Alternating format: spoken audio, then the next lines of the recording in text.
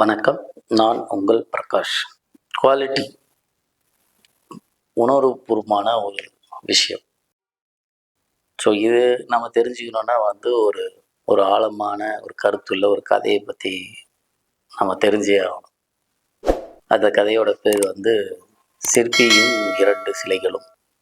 So ஒரு சிற்பி ஒரு ஊரில் இருக்காரு. அவருக்கு ஒரு கோயிலில் நம்ம சிலை செதுக்கிற வேலையை கொடுத்துருக்காங்க.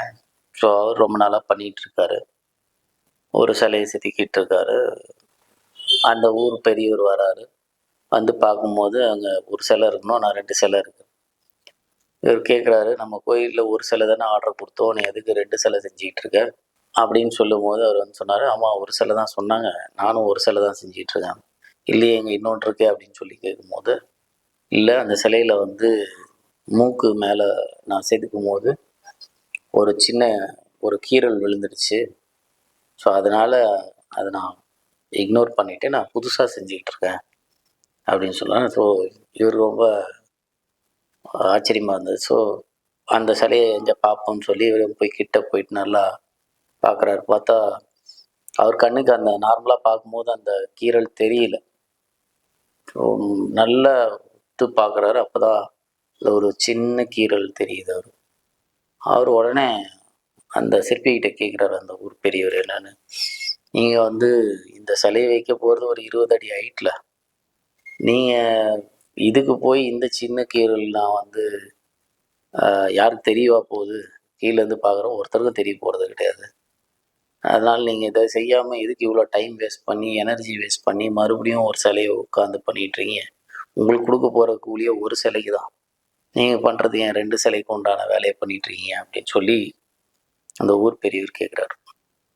அப்போது அந்த சிற்பி என்ன பதில் சொல்கிறாருன்னா, நீங்கள் சொல்கிறதெல்லாம் உண்மைதான், 20 அடிக்கு மேலே வைக்க போகிறோம், கீழே இருக்கிற யார் கண்ணுக்கும் தெரிய போகிறது இல்லை. இப்போ நான் சொல்லதான் உங்களுக்கே தெரிஞ்சுது, நீங்களும் அதை போய் கிட்ட போய் பார்த்தா கண்டுபிடிச்சிங்க, அம்மா இருக்குது அப்படின்னு சொல்லிட்டு. இல்லைன்னா அது உங்களுக்கும் கூட தெரிஞ்சிருக்காது. இந்த சிலையை செதுக்குனேன், எனக்கு தெரியும் இல்லை, இந்த இடத்துல ஒரு ஃபால்ட் நான் பண்ணியிருக்கேன், இந்த தவறோடு நான் போய் வச்சேன்னா அந்த இறைவனுக்கும் இது தெரியும் இல்லை, இவர் இந்த தப்போடு தான் இதை வச்சுருக்காரு அப்படின்னு சொல்லி அவர் ஒரு ஸ்டேட்மெண்ட் கொடுக்கும்போது ஊர் பெரியவருக்கு பயங்கரமான சர்ப்ரைஸ்.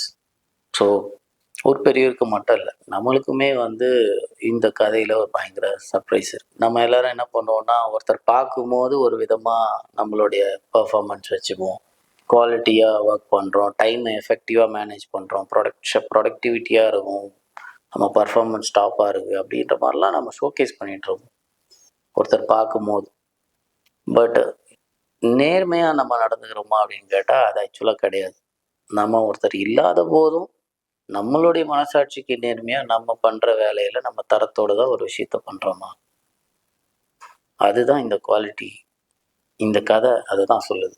அந்த சிற்பியோடைய குணாதிசயம், அந்த அப்ரோச் நம்ம எல்லாருக்கிட்டையும் இருக்கா அப்படின்னா ஹூ நோஸ். ஒவ்வொருத்தரும் அவங்களுடைய மனசாட்சியை தொட்டு பார்த்து கேள்வி கேட்டுக்கினா மட்டும்தான் உங்களுக்கான பதில் கிடைக்கும்.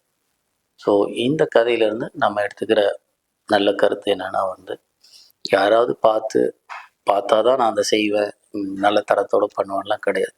எந்த வேலையும் உங்களுடைய மனசாட்சிப்படி நீங்கள் நேர்மையாக உண்மையாக தரத்தோடு செய்யுங்க. அது உங்களை உயர்ந்த பதவிகளில் உயர்ந்த இடங்களில் கொண்டு போய் வைக்கும், அந்த சிலையை போல. நன்றி, வணக்கம்.